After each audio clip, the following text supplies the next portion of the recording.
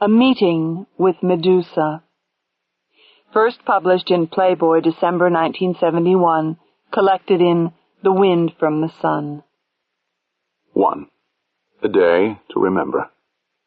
The Queen Elizabeth was over 3 miles above the Grand Canyon, dawdling along at a comfortable 180 when Howard Falcon spotted the camera platform closing in from the right. He had been expecting it. Nothing else was cleared to fly at this altitude, but he was not too happy to have company. Although he welcomed any signs of public interest, he also wanted as much empty sky as he could get. After all, he was the first man in history to navigate a ship 3/10 of a mile long. So far, this first test flight had gone perfectly. Ironically enough, the only problem had been the century-old aircraft carrier Chairman Mao, borrowed from the San Diego Naval Museum for support operations. Only one of Mao's 4 nuclear reactors was still operating, and the old battle wagon's top speed was barely 30 knots. Luckily, wind speed at sea level had been less than half this, so it had not been too difficult to maintain still air on the flight deck.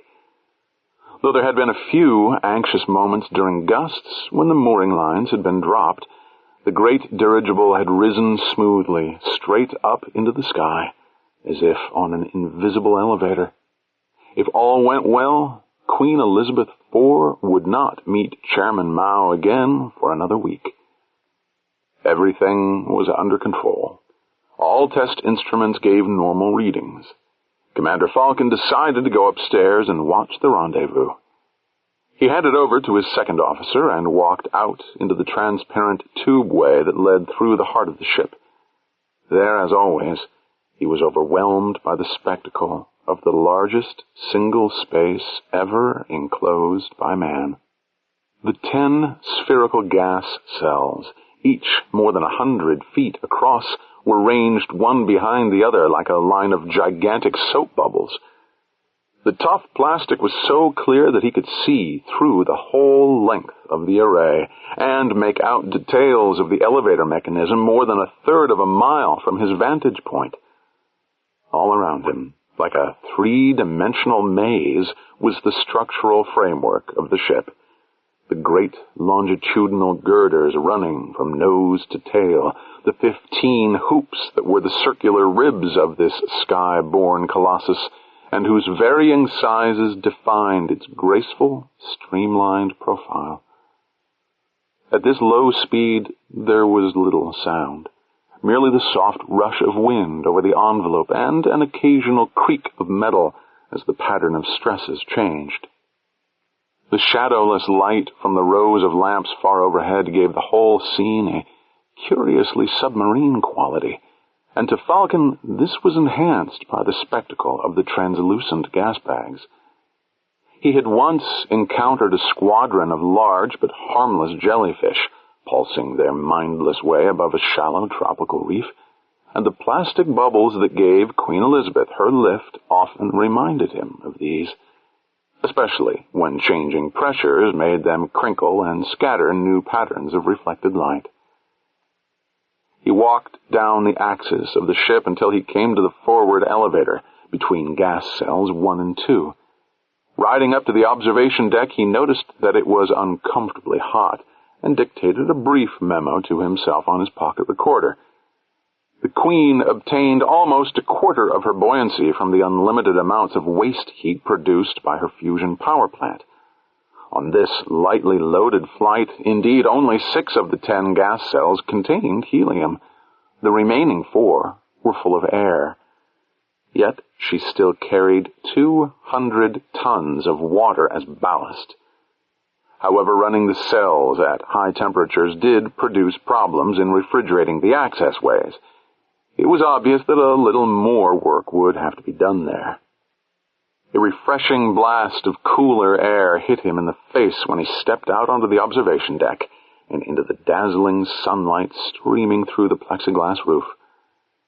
6 workmen, with an equal number of super chimp assistants, were busily laying the partly completed dance floor, while others were installing electric wiring and fixing furniture.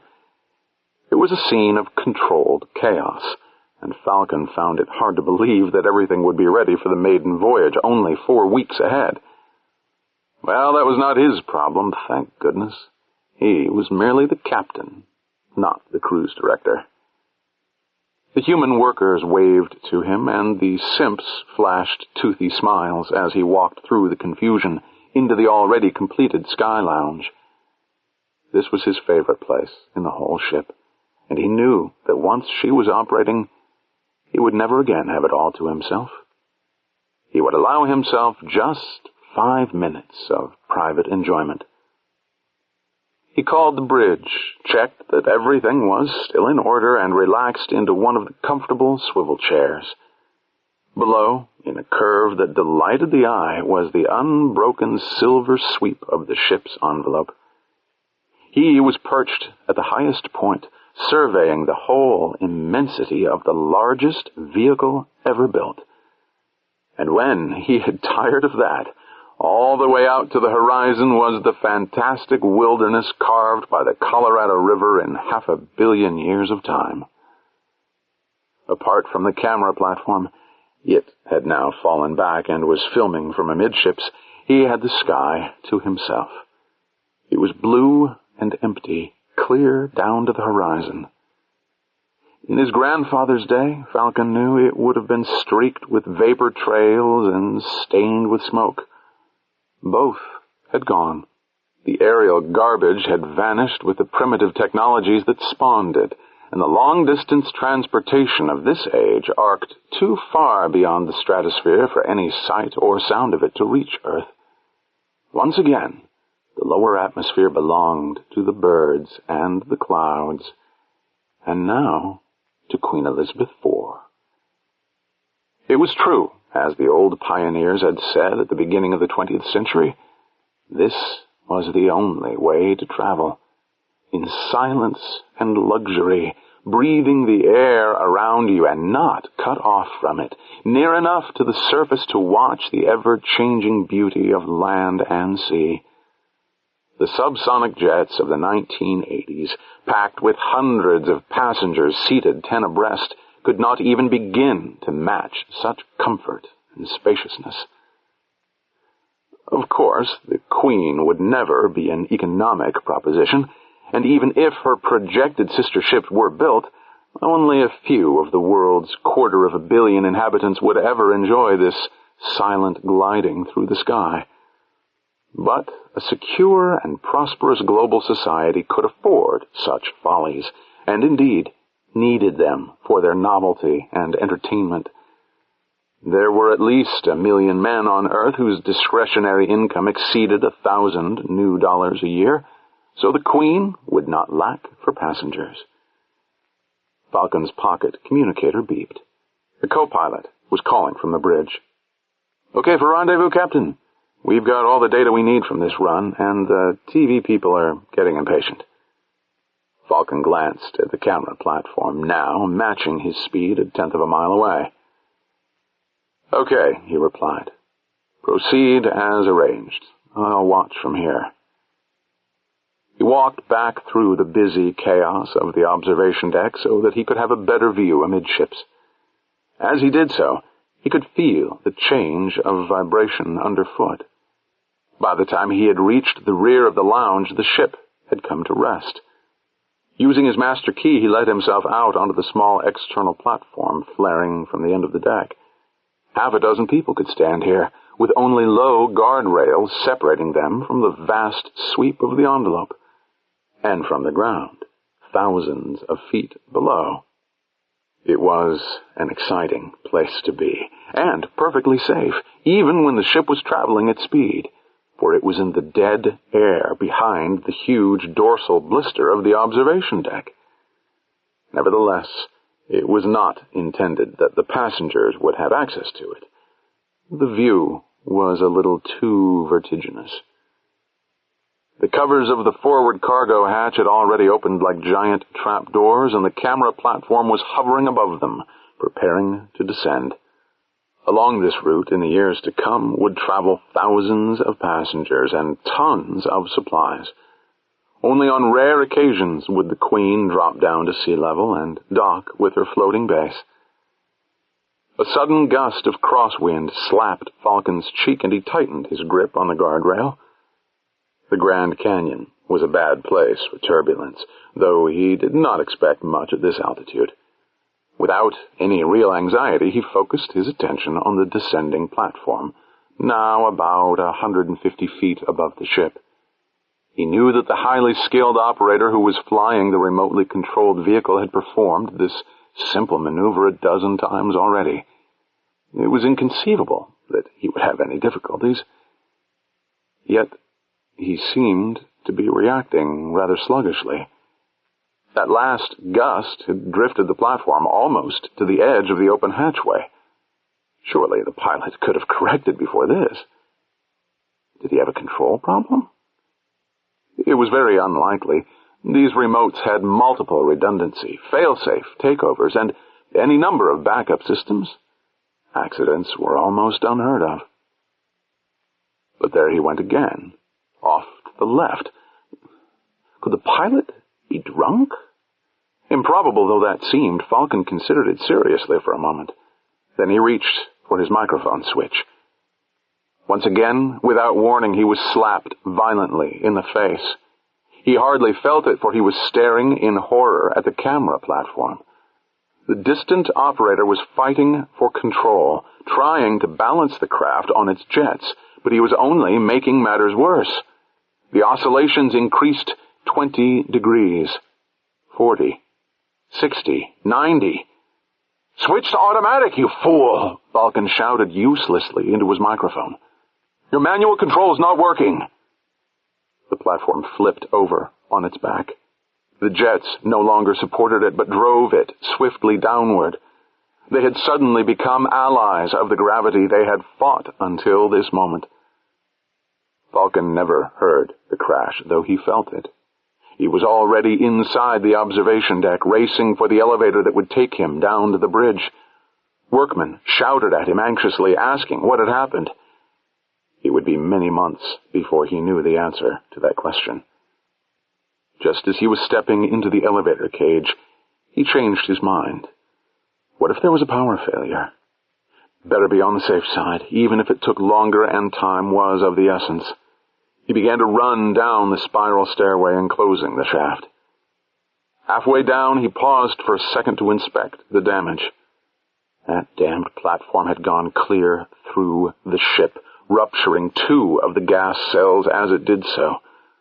They were still collapsing slowly in great falling veils of plastic. He was not worried about the loss of lift. The ballast could easily take care of that as long as 8 cells remained intact. Far more serious was the possibility of structural damage. Already he could hear the great latticework around him groaning and protesting under its abnormal loads. It was not enough to have sufficient lift. Unless it was properly distributed, the ship would break her back. He was just resuming his descent when a super chimp, shrieking with fright, came racing down the elevator shaft, moving with incredible speed, hand over hand, along the outside of the latticework. In its terror, the poor beast had torn off its company uniform, perhaps in an unconscious attempt to regain the freedom of its ancestors. Falcon, still descending as swiftly as he could, watched its approach with some alarm. A distraught simp was a powerful and potentially dangerous animal, especially if fear overcame its conditioning. As it overtook him, it started to call out a string of words, but they were all jumbled together, and the only one he could recognize was a plaintive, frequently repeated boss. Even now, Falcon realized it looked toward humans for guidance. He felt sorry for the creature, involved in a man-made disaster beyond its comprehension, and for which it bore no responsibility. It stopped opposite him on the other side of the lattice. There was nothing to prevent it from coming through the open framework if it wished. Now its face was only inches from his, and he was looking straight into the terrified eyes. Never before had he been so close to a simp and able to study its features in such detail. he felt that strange mingling of kinship and discomfort that all men experience when they gaze thus into the mirror of time. His presence seemed to have calmed the creature. Falcon pointed up the shaft back toward the observation deck and said very clearly and precisely, "Boss, boss, go." To his relief, the simp understood.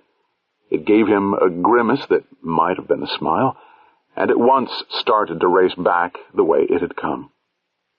Falcon had given it the best advice he could. If any safety remained aboard the Queen, it was in that direction. But his duty lay in the other. He had almost completed his descent when, with a sound of rending metal, the vessel pitched nose down and the lights went out. But he could still see quite well, for a shaft of sunlight streamed through the open hatch and the huge tear in the envelope. Many years ago he had stood in a great cathedral nave watching the light pouring through the stained glass windows and forming pools of multicolored radiance on the ancient flagstones. The dazzling shaft of sunlight through the ruined fabric high above reminded him of that moment. He was in a cathedral of metal, falling down the sky. When he reached the bridge and was able for the first time to look outside, he was horrified to see how close the ship was to the ground. Only 3,000 feet below were the beautiful and deadly pinnacles of rock and the red rivers of mud that were still carving their way down into the past. There was no level area anywhere in sight where a ship as large as the Queen could come to rest on an even keel. A glance at the display board told him that all the ballast had gone. However, rate of descent had been reduced to a few yards a second. They still had a fighting chance.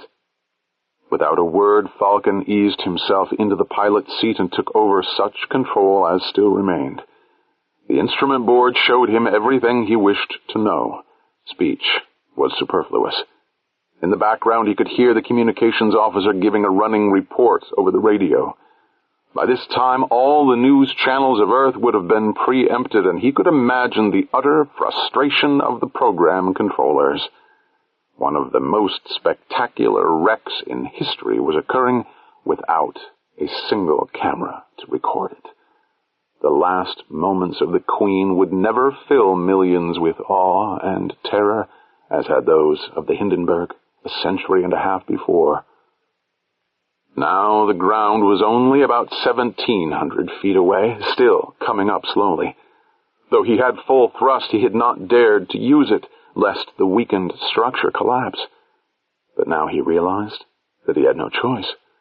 The wind was taking them toward a fork in the canyon, where the river was split by a wedge of rock like the prow of some gigantic fossilized ship of stone. If she continued on her present course, the Queen would straddle that triangular plateau and come to rest with at least a third of her length jutting out over nothingness. She would snap like a rotten stick.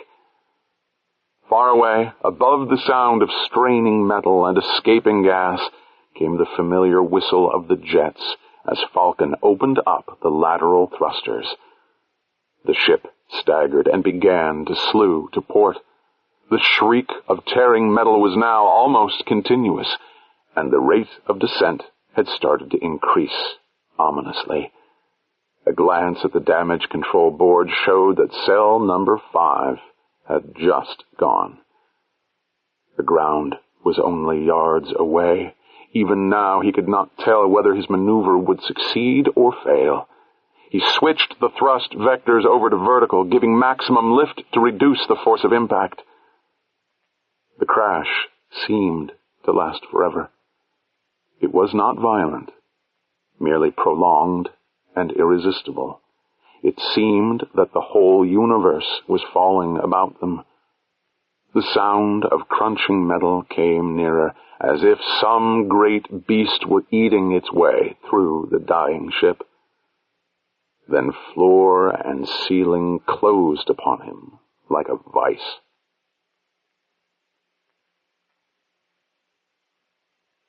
2. Because it's there. Why do you want to go to Jupiter? As Springer said when he lifted for Pluto, because it's there. Thanks. Now we've got that out of the way, the real reason.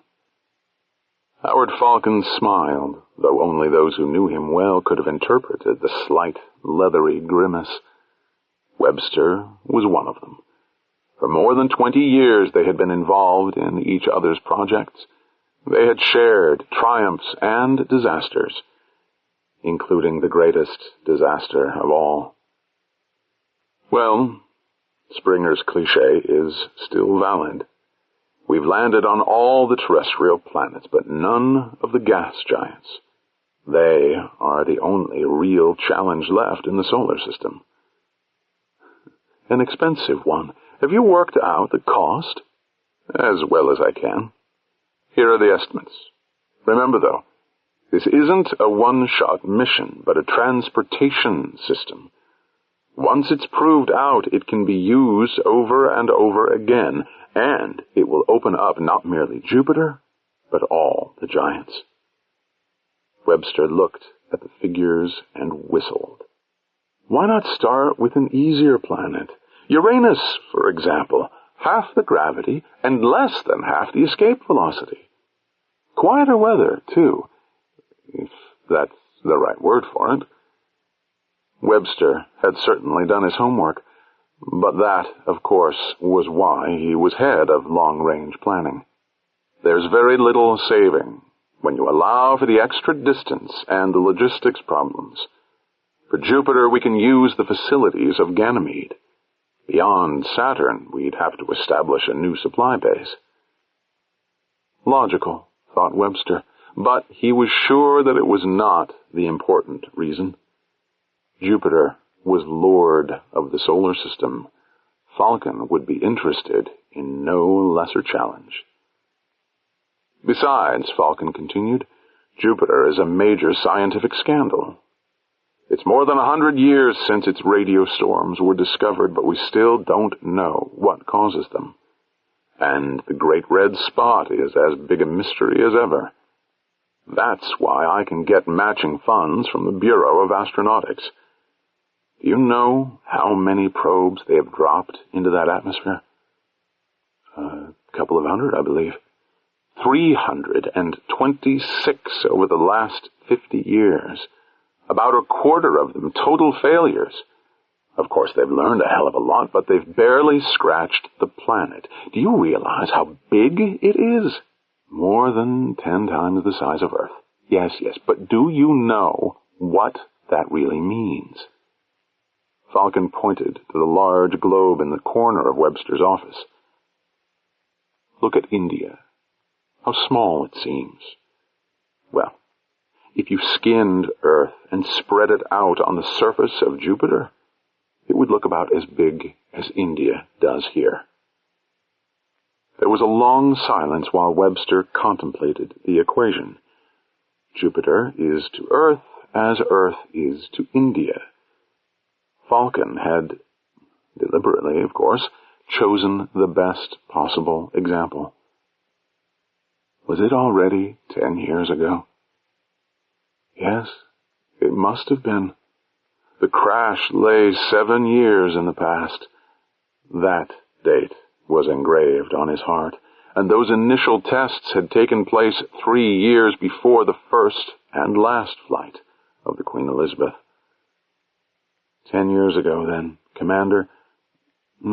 Lieutenant Falcon had invited him to a preview, a 3-day drift across the northern plains of India within sight of the Himalayas.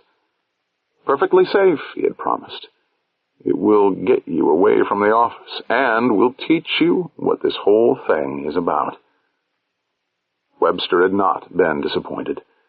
Next to his first journey to the moon, it had been the most memorable experience of his life.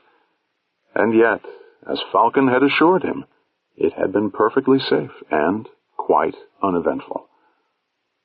They had taken off from Srinagar just before dawn, with the huge silver bubble of the balloon already catching the first light of the sun.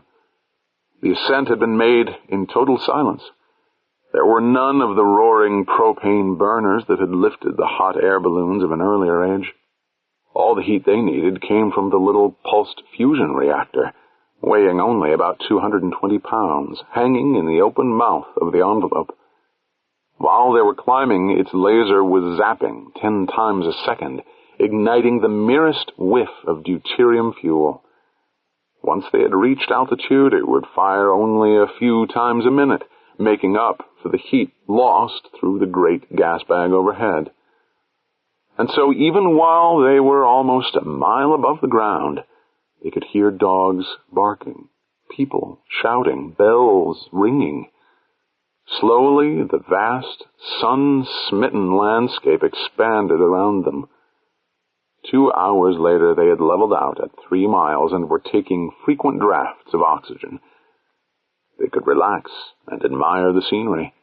The onboard instrumentation was doing all the work, gathering the information that would be required by the designers of the still unnamed liner of the skies.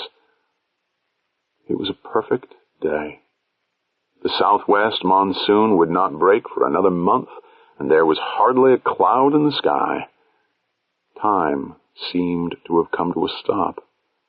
They resented the hourly radio reports which interrupted their reverie, and all around, to the horizon and far beyond, was that infinite, ancient landscape, drenched with history, a patchwork of villages, fields, temples, lakes, irrigation canals. With a real effort, Webster broke the hypnotic spell of that 10-year-old memory. It had converted him to lighter-than-air flight, and it had made him realize the enormous size of India, even in a world that could be circled within 90 minutes. And yet, he repeated to himself, Jupiter is to Earth as Earth is to India. Granted your argument, he said, and supposing the funds are available, there's another question you have to answer. Why should you do better than the, 326 robot probes that have already made the trip? I am better qualified than they were, as an observer and as a pilot, especially as a pilot. Don't forget, I've more experience of lighter-than-air flight than anyone in the world. You could still serve as controller and sit safely on Ganymede. But that's just the point. They've already done that. Don't you remember what killed the Queen? Webster knew perfectly well, but he merely answered, Go on. Time lag. Time lag.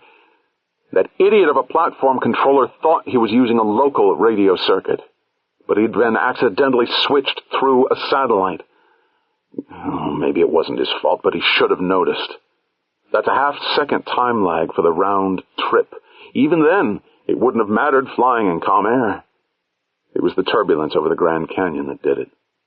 When the platform tipped and he corrected for that, it had already tipped the other way.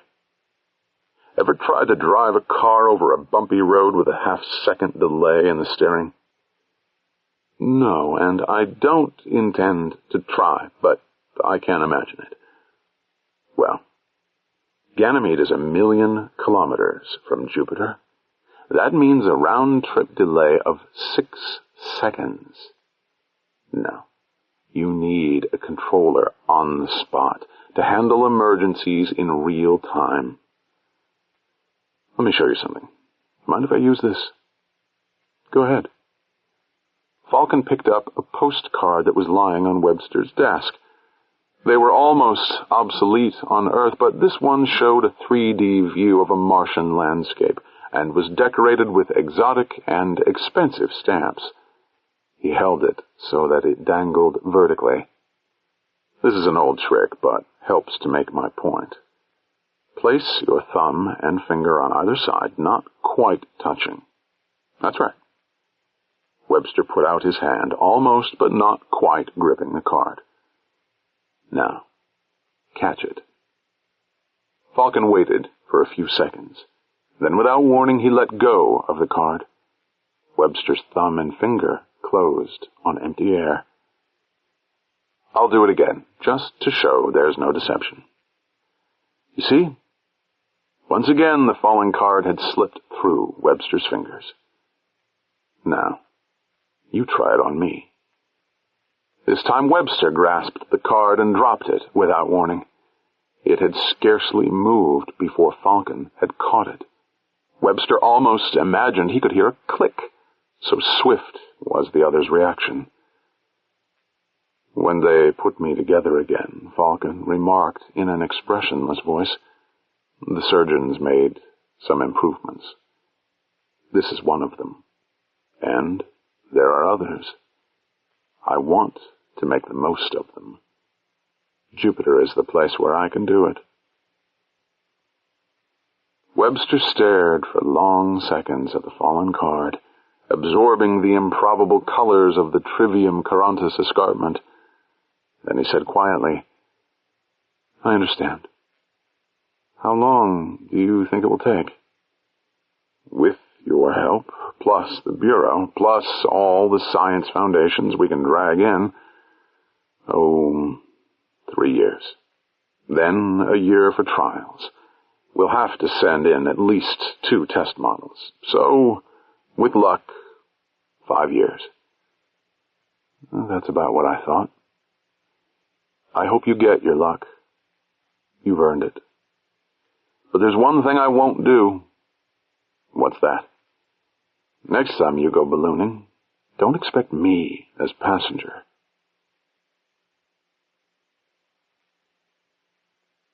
Three. The World of the Gods. The fall from Jupiter 5 to Jupiter itself takes only 3.5 hours. Few men could have slept on so awesome a journey. Sleep was a weakness that Howard Falcon hated, and the little he still required brought dreams that time had not yet been able to exercise. But he could expect no rest in the 3 days that lay ahead, and must seize what he could during the long fall down into that ocean of clouds, some 60,000 miles below. As soon as Kon-Tiki had entered her transfer orbit and all the computer checks were satisfactory, he prepared for the last sleep he might ever know. It seemed appropriate that at almost the same moment Jupiter eclipsed the bright and tiny sun as he swept into the monstrous shadow of the planet. For a few minutes, a strange golden twilight enveloped the ship.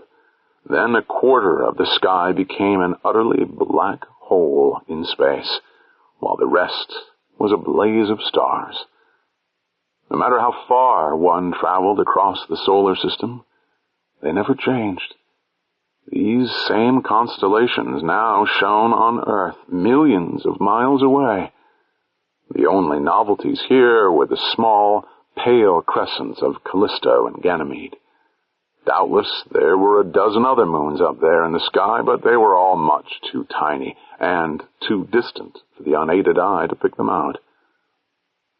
Closing down for 2 hours, he reported to the mothership, hanging almost 1,000 miles above the desolate rocks of Jupiter 5, in the radiation shadow of the tiny satellite. If it never served any other useful purpose, Jupiter 5 was a cosmic bulldozer perpetually sweeping up the charged particles that made it unhealthy to linger close to Jupiter. Its wake was almost free of radiation, and there a ship could park in perfect safety, while death sleeted invisibly all around. Falcon switched on the sleep inducer, and consciousness faded swiftly out as the electric pulses surged gently through his brain. While Kon-Tiki fell toward Jupiter, gaining speed second by second in that enormous gravitational field, he slept without dreams. They always came when he awoke, and he had brought his nightmares with him from Earth. Yet he never dreamed of the crash itself, though he often found himself again face to face with that terrified super chimp as he descended the spiral stairway between the collapsing gas bags. None of the simps had survived. those that were not killed outright were so badly injured that they had been painlessly youthed. He sometimes wondered why he dreamed only of this doomed creature, which he had never met before the last minutes of its life, and not of the friends and colleagues he had lost aboard the dying Queen.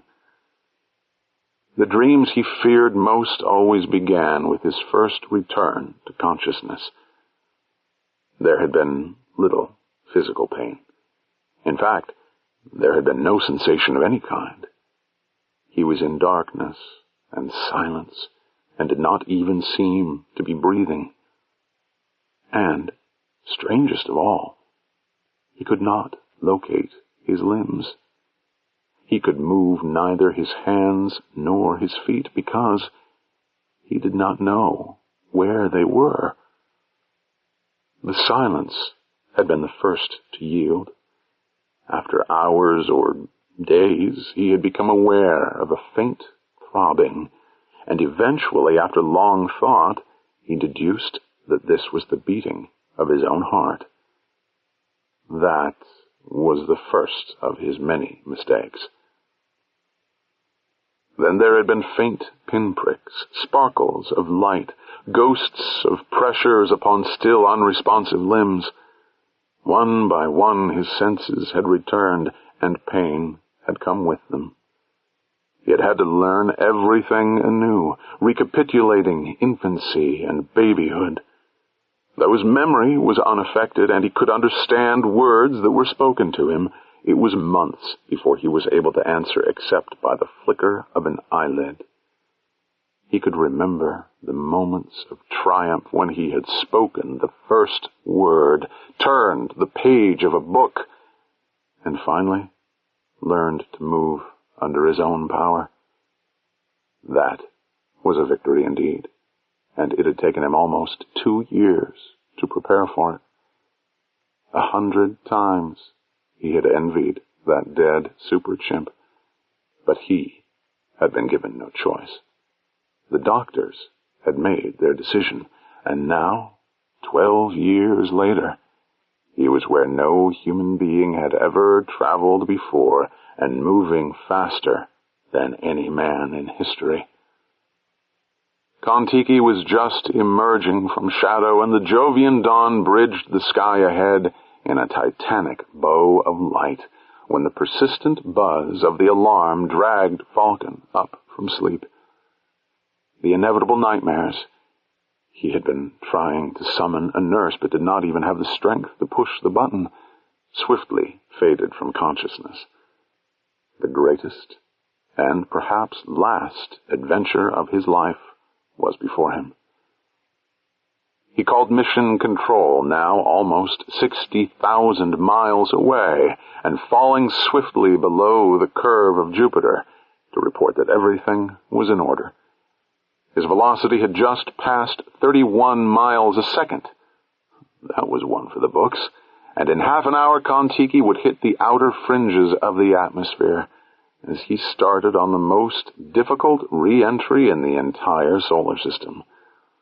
Although scores of probes had survived this flaming ordeal, they had been tough, solidly packed masses of instrumentation, able to withstand several hundred gravities of drag. Kon-Tiki would hit peaks of 30 Gs and would average more than 10 before she came to rest in the upper reaches of the Jovian atmosphere. Very carefully and thoroughly, Falcon began to attach the elaborate system of restraints that would anchor him to the walls of the cabin. When he had finished, he was virtually a part of the ship's structure. The clock was counting backward. 100 seconds to re-entry. For better or worse, he was committed. In a minute and a half, he would graze the Jovian atmosphere and would be caught irrevocably in the grip of the giant. The countdown was 3 seconds late. Not at all bad, considering the unknowns involved. From beyond the walls of the capsule came a ghostly sighing, which rose steadily to a high-pitched, screaming roar. The noise was quite different from that of a re-entry on Earth or Mars. In this thin atmosphere of hydrogen and helium, all sounds were transformed a couple of octaves upward. On Jupiter, even thunder would have falsetto overtones. With the rising scream came mounting weight. Within seconds, he was completely immobilized. His field of vision contracted until it embraced only the clock and the accelerometer. 15G and 480 seconds to go. He never lost consciousness, but then he had not expected to. Kon-Tiki's trail through the Jovian atmosphere must be really spectacular. By this time, thousands of miles long. 500 seconds after entry, the drag began to taper off. 10G, 5G, 2. Then weight vanished almost completely. He was falling free, all his enormous orbital velocity destroyed. There was a sudden jolt as the incandescent remnants of the heat shield were jettisoned. It had done its work and would not be needed again. Jupiter could have it now. He released all but 2 of the restraining buckles and waited for the automatic sequencer to start the next and most critical series of events. He did not see the first drogue parachute pop out, but he could feel the slight jerk, and the rate of fall diminished immediately. Kon-Tiki had lost all her horizontal speed and was going straight down at almost 1,000 miles an hour. Everything depended on what happened in the next 60 seconds. There went the second drogue. He looked up through the overhead window and saw, to his immense relief, that clouds of glittering foil were billowing out behind the falling ship. Like a great flower unfurling, the thousands of cubic yards of the balloon spread out across the sky, scooping up the thin gas until it was fully inflated. Kon-Tiki's rate of fall dropped to a few miles an hour and remained constant. Now there was plenty of time. It would take him days to fall all the way down to the surface of Jupiter. But he would get there eventually, even if he did nothing about it. The balloon overhead was merely acting as an efficient parachute. It was providing no lift, nor could it do so, while the gas inside and out was the same. With its characteristic and rather disconcerting crack, the fusion reactor started up, pouring torrents of heat into the envelope overhead. Within 5 minutes, the rate of fall had become 0. Within 6, the ship had started to rise. According to the radar altimeter, it had leveled out at about 267 miles above the surface, or whatever passed for a surface on Jupiter. Only one kind of balloon will work in an atmosphere of hydrogen, which is the lightest of all gases, and that is a hot hydrogen balloon. As long as the fuser kept ticking over, Falcon could remain aloft, drifting across a world that could hold 100 Pacifics. After traveling over 300 million miles, Kon-Tiki had at last begun to justify her name. She was an aerial raft, adrift upon the currents of the Jovian atmosphere.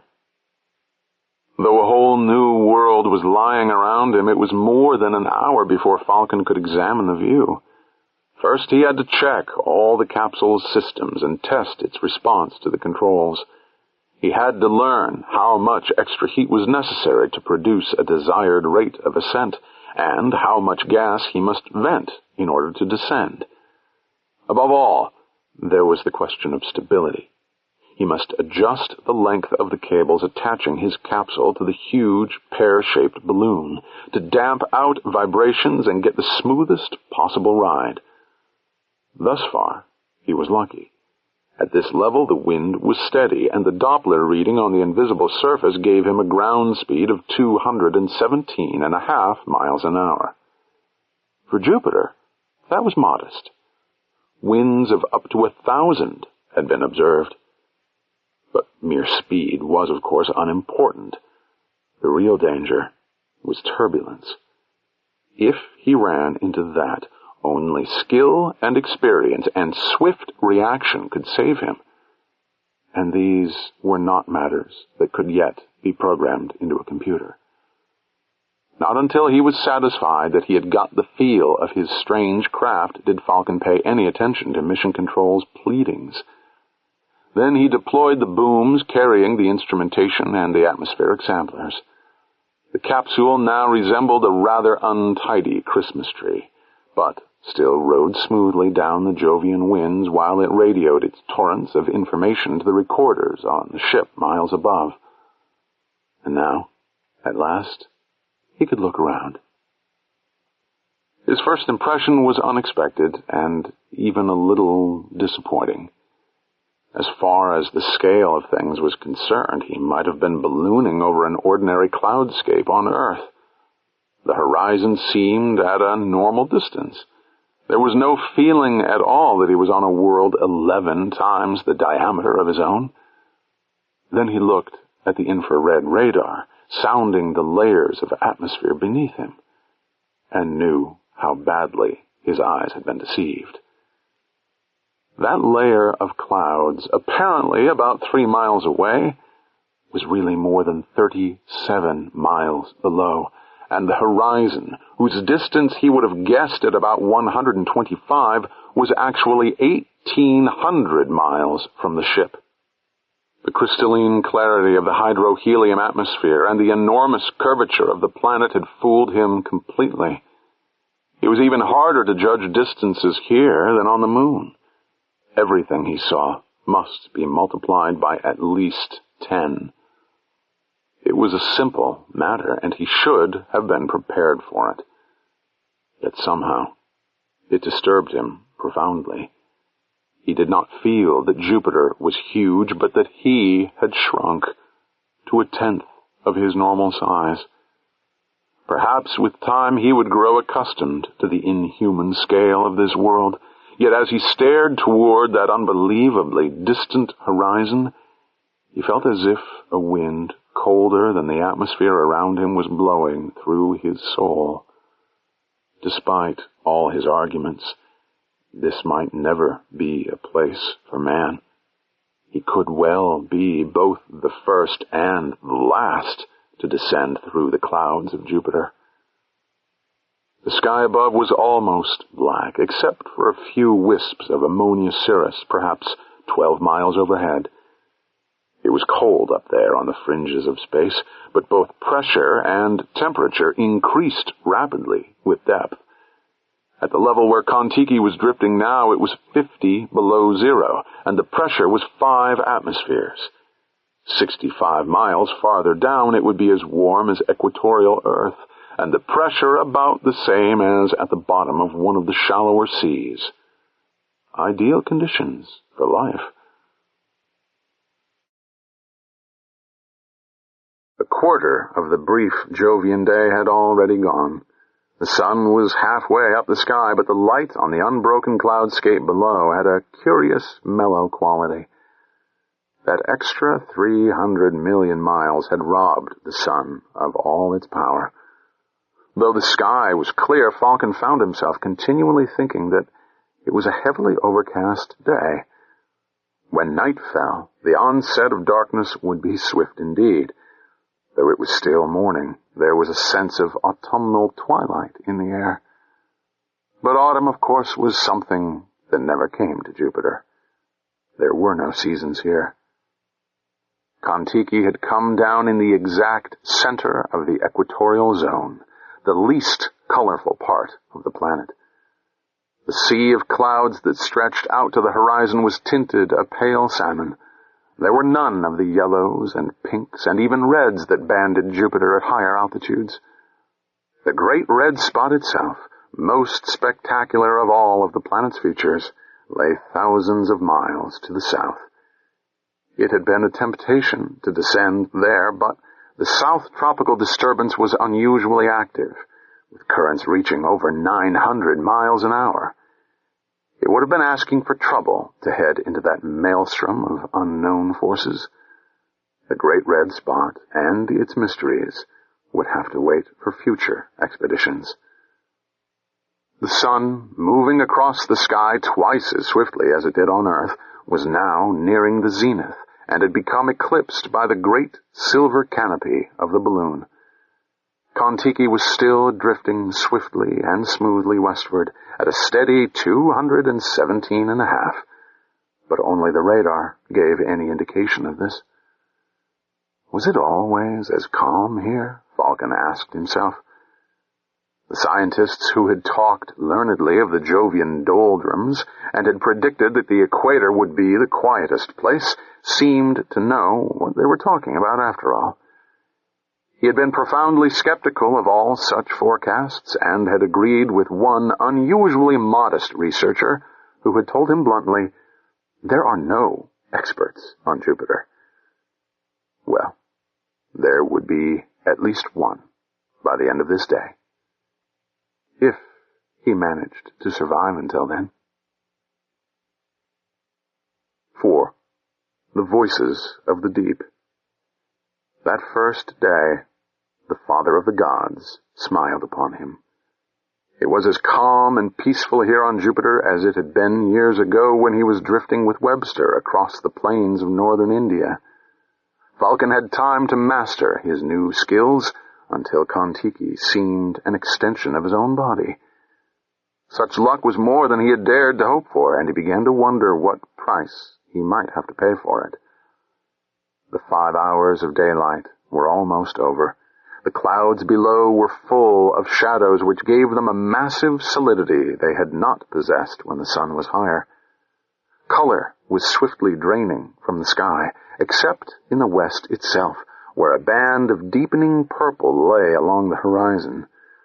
Above this band was the thin crescent of a closer moon, pale and bleached against the utter blackness beyond. With a speed perceptible to the eye, the sun went straight down over the edge of Jupiter, over 1,800 miles away.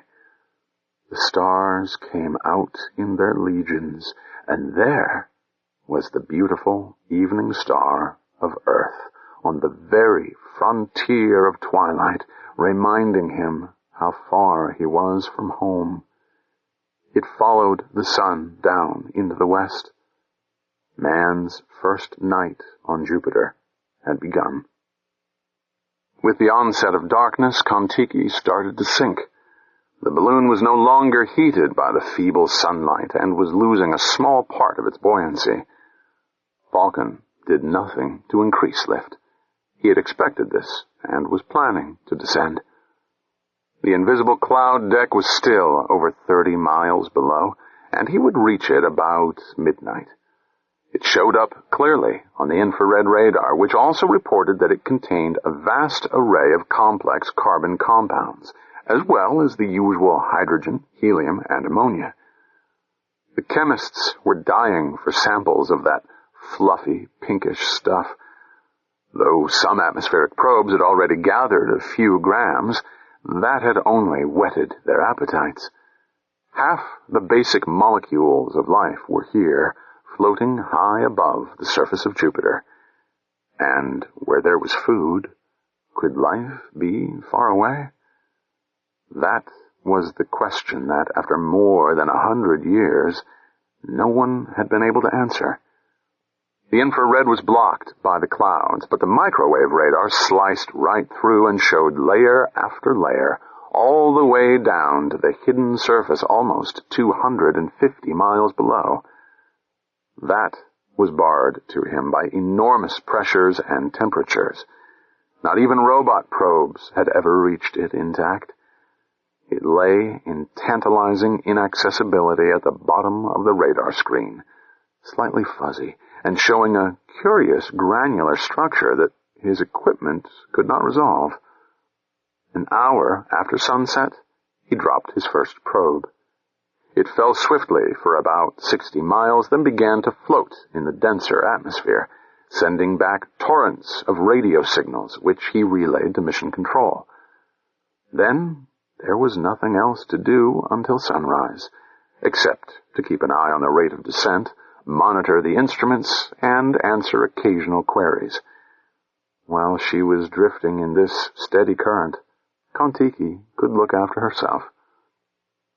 Just before midnight, a woman controller came on watch and introduced herself with the usual pleasantries. 10 minutes later, she called again, her voice at once serious and excited. "Howard, listen in on Channel 46, high gain." Channel 46? There were so many telemetering circuits that he knew the numbers of only those that were critical. But as soon as he threw the switch, he recognized this one. He was plugged into the microphone on the probe, floating more than 80 miles below him in an atmosphere now almost as dense as water. At first, there was only a soft hiss of whatever strange winds stirred down in the darkness of that unimaginable world. And then, out of the background noise, there slowly emerged a booming vibration that grew louder and louder, like the beating of a gigantic drum. It was so low that it was felt as much as heard, and the beats steadily increased their tempo, though the pitch never changed. Now it was a swift, almost infrasonic throbbing. Then suddenly, in mid-vibration, it stopped, so abruptly that the mind could not accept the silence, but memory continued to manufacture a ghostly echo in the deepest caverns of the brain. It was the most extraordinary sound that Falcon had ever heard, even among the multitudinous noises of Earth. He could think of no natural phenomenon that could have caused it, nor was it like the cry of any animal, not even one of the great whales. It came again, following exactly the same pattern. Now that he was prepared for it, he estimated the length of the sequence. From first faint throb to final crescendo, it lasted just over 10 seconds. And this time, there was a real echo, very faint and far away. Perhaps it came from one of the many reflecting layers deeper in this stratified atmosphere.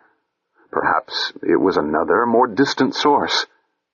Falcon waited for a second echo, but it never came. Mission Control reacted quickly and asked him to drop another probe at once. With 2 microphones operating, it would be possible to find the approximate location of the sources. Oddly enough, none of Kon-Tiki's own external mics could detect anything except wind noises. The boomings, whatever they were, must have been trapped and channeled beneath an atmospheric reflecting layer far below. They were coming, it was soon discovered, from a cluster of sources about 1,200 miles away.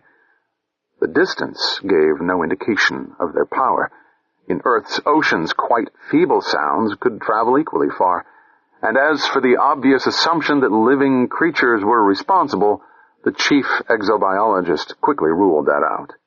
"I'll be very disappointed," said Dr. Brenner, "if there are no microorganisms or plants there, but nothing like animals, because there's no free oxygen. All biochemical reactions on Jupiter must be low-energy ones. There's just no way an active creature could generate enough power to function." Falcon wondered if this was true. He had heard the argument before and reserved judgment. "In any case," continued Brenner, "some of those sound waves are 100 yards long. Even an animal as big as a whale couldn't produce them. They must have a natural origin." Yes, that seemed plausible, and probably the physicists would be able to come up with an explanation. What would a blind alien make, Falcon wondered, of the sounds he might hear when standing beside a stormy sea, or a geyser, or a volcano, or a waterfall? He might well attribute them to some huge beast. About an hour before sunrise, the voices of the deep died away, and Falcon began to busy himself with preparation for the dawn of his second day. Kon-Tiki was now only 3 miles above the nearest cloud layer. The external pressure had risen to 10 atmospheres, and the temperature was a tropical 30 degrees. A man could be comfortable here with no more equipment than a breathing mask and the right grade of heliox mixture. "We've some good news for you," Mission Control reported soon after dawn. "The cloud layer's breaking up. You'll have partial clearing in an hour, but watch out for turbulence." "I've already noticed some," Falcon answered. "How far down will I be able to see?" "At least 12 miles, down to the second thermocline. That cloud deck is solid. It never breaks." "And it's out of my reach," Falcon told himself. "The temperature down there must be over 100 degrees. This was the first time that any balloonist had ever had to worry not about his ceiling, but about his basement. 10 minutes later he could see what Mission Control had already observed from its superior vantage point. There was a change in color near the horizon, and the cloud layer had become ragged and humpy, as if something had torn it open. He turned up his little nuclear furnace and gave Kon-Tiki another 3 miles of altitude so that he could get a better view. The sky below was clearing rapidly, completely, as if something was dissolving the solid overcast. An abyss was opening before his eyes. A moment later he sailed out over the edge of a cloud canyon about 12 miles deep and 600 miles wide. A new world lay spread beneath him. Jupiter had stripped away one of its many veils. The second layer of clouds, unattainably far below, was much darker in color than the first. It was almost salmon pink and curiously modeled with little islands of brick red. They were all oval-shaped, with their long axes pointing east-west in the direction of the prevailing wind.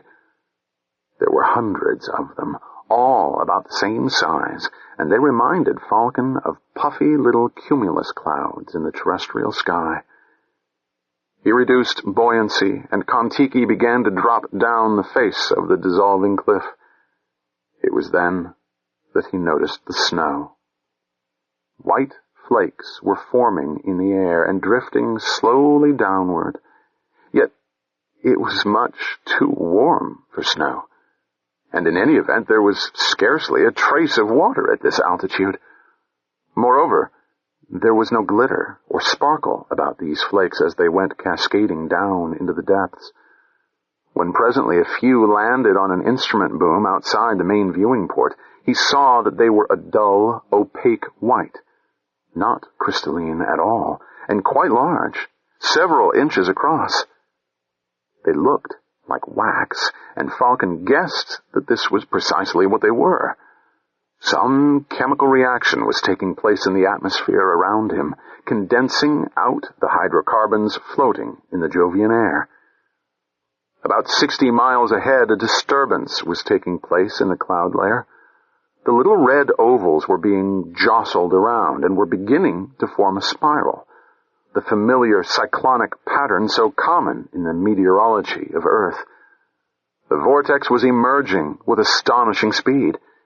If that was a storm ahead, Falcon told himself, he was in big trouble. And then his concern changed to wonder and to fear. What was developing in his line of sight was not a storm at all.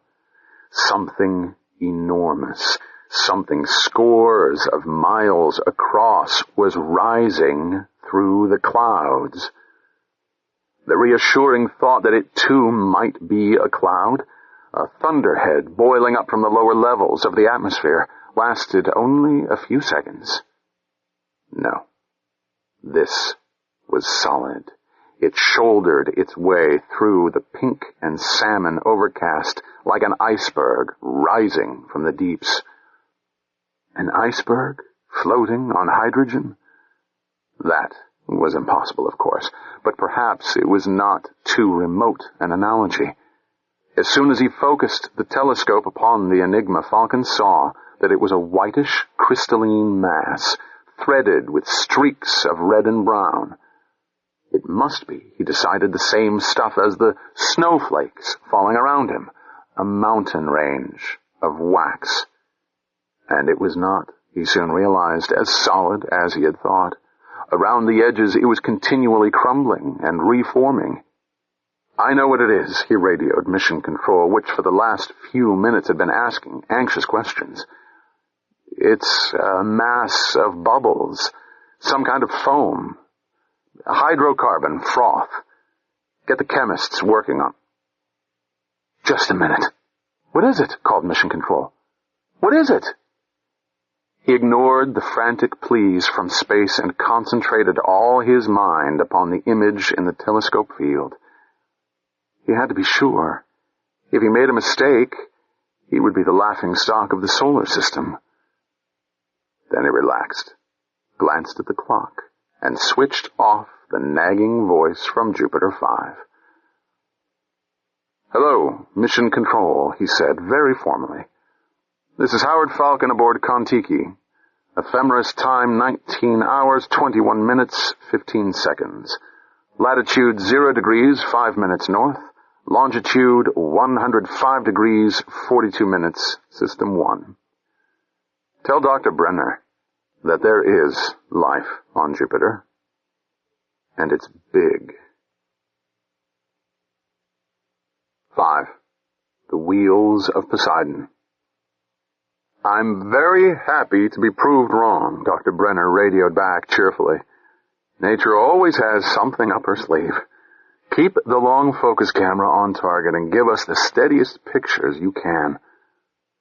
The things moving up and down those waxen slopes were still too far away for Falcon to make out many details, and they must have been very large to be visible at all at such a distance. Almost black and shaped like arrowheads, they maneuvered by slow undulations of their entire bodies, so that they looked rather like giant manta rays swimming above some tropical reef. Perhaps they were sky-born cattle, browsing on the cloud pastures of Jupiter, for they seemed to be feeding along the dark red-brown streaks that ran like dried-up riverbeds down the flanks of the floating cliffs. Occasionally one of them would dive headlong into the mountain of foam and disappear completely from sight. Kon-Tiki was moving only slowly with respect to the cloud layer below. It would be at least 3 hours before she was above those ephemeral hills. She was in a race with the sun. Falcon hoped that darkness would not fall before he could get a good view of the mantas, as he had christened them, as well as the fragile landscape over which they flapped their way. It was a long 3 hours.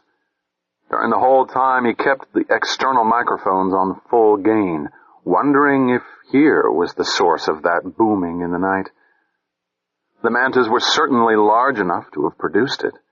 When he could get an accurate measurement, he discovered that they were almost 100 yards across the wings. That was 3 times the length of the largest whale, though he doubted if they could weigh more than a few tons. Half an hour before sunset, Kon-Tiki was almost above the mountains. "No," said Falcon, answering Mission Control's repeated questions about the mantas. "They're still showing no reaction to me. I don't think they're intelligent. They look like harmless vegetarians. And even if they try to chase me, I'm sure they can't reach my altitude." Yet he was a little disappointed when the mantas showed not the slightest interest in him as he sailed high above their feeding ground. Perhaps they had no way of detecting his presence. When he examined and photographed them through the telescope, he could see no signs of any sense organs. The creatures were simply huge black deltas, rippling over hills and valleys that in reality were little more substantial than the clouds of Earth. Though they looked solid, Falcon knew that anyone who stepped on those white mountains would go crashing through them as if they were made of tissue paper. At close quarters he could see the myriads of cellules or bubbles from which they were formed. Some of these were quite large, a yard or so in diameter, and Falcon wondered in what witch's cauldron of hydrocarbons they had been brewed. There must be enough petrochemicals deep down in the atmosphere of Jupiter to supply all Earth's needs for 1,000,000 years.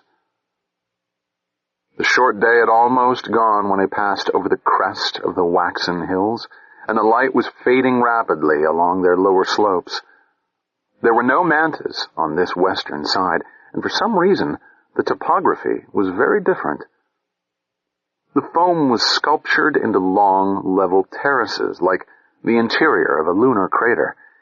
He could almost imagine that they were gigantic steps leading down to the hidden surface of the planet.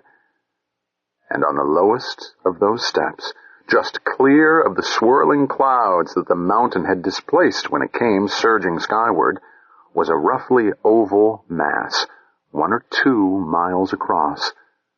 It was difficult to see since it was only a little darker than the gray-white foam on which it rested. Falcon's first thought was that he was looking at a forest of pallid trees, like giant mushrooms that had never seen the sun. Yes, it must be a forest. He could see hundreds of thin trunks springing from the white, waxy froth in which they were rooted. But the trees were packed astonishingly close together. There was scarcely any space between them. Perhaps it was not a forest after all, but a single enormous tree, like one of the giant multi-trunked banyans of the East.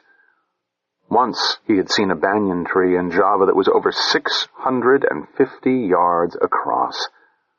This monster was at least 10 times that size. The light had almost gone. The cloudscape had turned purple with refracted sunlight, and in a few seconds that, too, would have vanished. In the last light of his second day on Jupiter, Howard Falcon saw, or thought he saw, something that cast the gravest doubts on his interpretation of the white oval. Unless the dim light had totally deceived him, those hundreds of thin trunks were beating back and forth in perfect synchronism, like fronds of kelp rocking in the surge. And the tree was no longer in the place where he had first seen it. "Sorry about this," said Mission Control soon after sunset, "but we think Source Beta is going to blow within the next hour. Probability 70%. Falcon glanced quickly at the chart. Beta, Jupiter latitude 140 degrees, was over 18,600 miles away and well below his horizon. Even though major eruptions ran as high as 10 megatons, he was much too far away for the shock wave to be a serious danger. The radio storm that it would trigger was, however, quite a different matter. The decameter outbursts that sometimes made Jupiter the most powerful radio source in the whole sky had been discovered back in the 1950s, to the utter astonishment of the astronomers. Now, more than a century later, their real cause was still a mystery. Only the symptoms were understood. The explanation was completely unknown. The volcano theory had best stood the test of time, although no one imagined that this word had the same meaning on Jupiter as on Earth. At frequent intervals, often several times a day, titanic eruptions occurred in the lower depths of the atmosphere, probably on the hidden surface of the planet itself. A great column of gas, more than 600 miles high, would start boiling upward as if determined to escape into space. Against the most powerful gravitational field of all the planets, it had no chance. Yet some traces, a mere few million tons, usually managed to reach the Jovian ionosphere. And when they did, all hell broke loose. The radiation belts surrounding Jupiter completely dwarf the feeble Van Allen belts of Earth.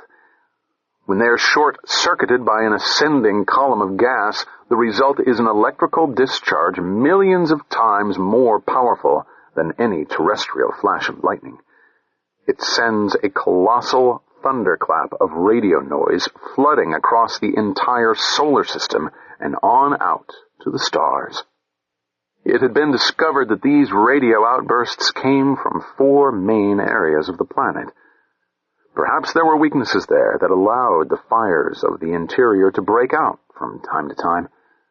The scientists on Ganymede, largest of Jupiter's many moons, now thought that they could predict the onset of a decameter storm. Their accuracy was about as good as a weather forecaster's of the early 1900s.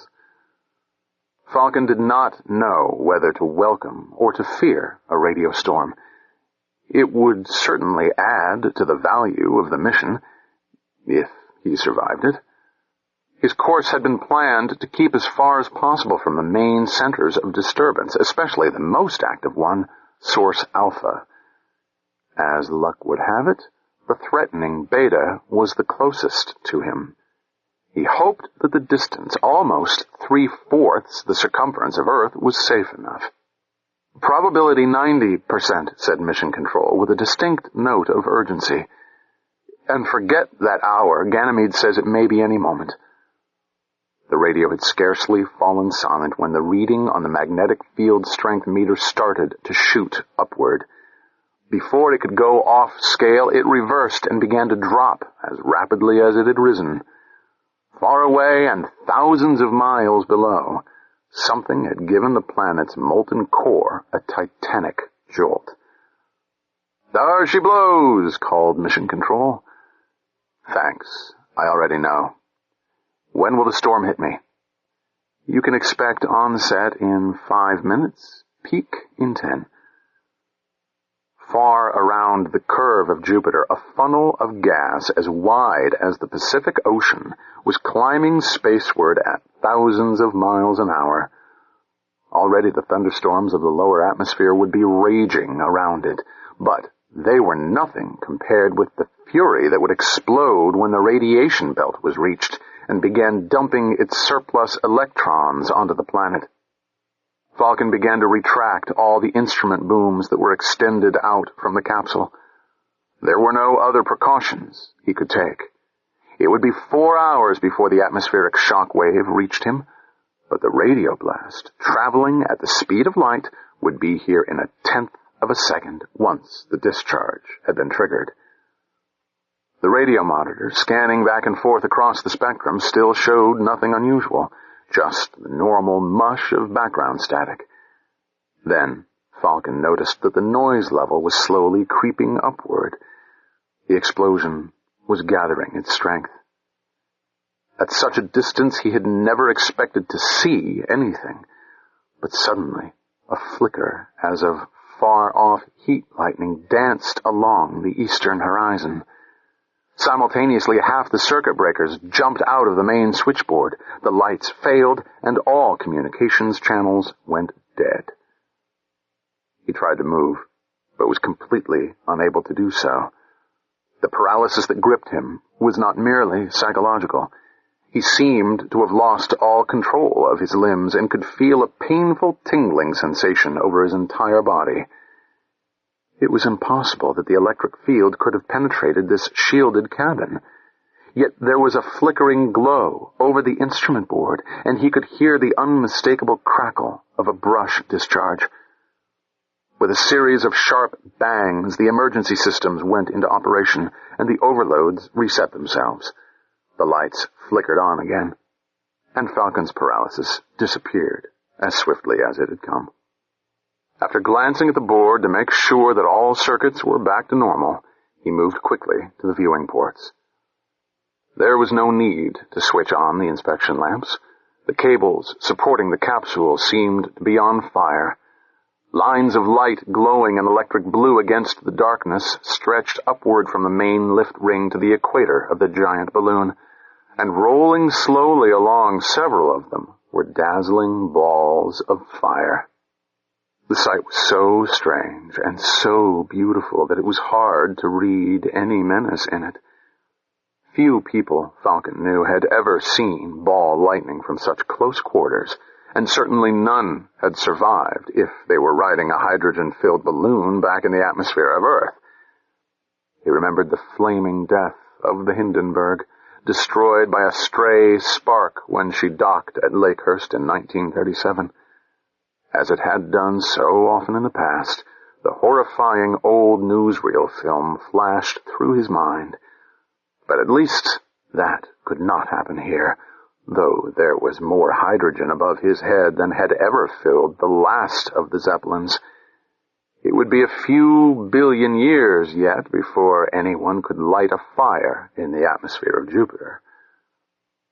With a sound like briskly frying bacon, the speech circuit came back to life. "Hello, Kon-Tiki. Are you receiving? Are you receiving?" The words were chopped and badly distorted, but intelligible. Falcon's spirits lifted. He had resumed contact with the world of men. "I receive you," he said. "Quite an electrical display, but no damage so far." "Thanks. Thought we'd lost you. Please check telemetry channels 3726. Also gain on camera 2, and we don't quite believe the readings on the external ionization probes." Reluctantly, Falcon tore his gaze away from the fascinating pyrotechnic display around Kon-Tiki, though from time to time he kept glancing out of the windows. The ball lightning disappeared first, the fiery globes slowly expanding until they reached a critical size, at which they vanished in a gentle explosion. But even an hour later, there were still faint glows around all the exposed metal on the outside of the capsule, and the radio circuits remained noisy until well after midnight. The remaining hours of darkness were completely uneventful, until just before dawn. Because it came from the east, Falcon assumed that he was seeing the first faint hint of sunrise. Then he realized that it was 20 minutes too early for this, and the glow that had appeared along the horizon was moving toward him even as he watched. It swiftly detached itself from the arch of stars that marked the invisible edge of the planet, and he saw that it was a relatively narrow band, quite sharply defined. The beam of an enormous searchlight appeared to be swinging beneath the clouds. Perhaps 60 miles behind the first racing bar of light came another, parallel to it and moving at the same speed. And beyond that, another and another, until all the sky flickered with alternating sheets of light and darkness. By this time, Falcon thought he had been inured to wonders, and it seemed impossible that this display of pure, soundless luminosity could present the slightest danger. But it was so astonishing and so inexplicable that he felt cold, naked fear gnawing at his self-control. No man could look upon such a sight without feeling like a helpless pygmy in the presence of forces beyond his comprehension. Was it possible that, after all, Jupiter carried not only life, but also intelligence? And perhaps an intelligence that only now was beginning to react to his alien presence. "Yes, we see it," said Mission Control, in a voice that echoed his own awe. "We've no idea what it is.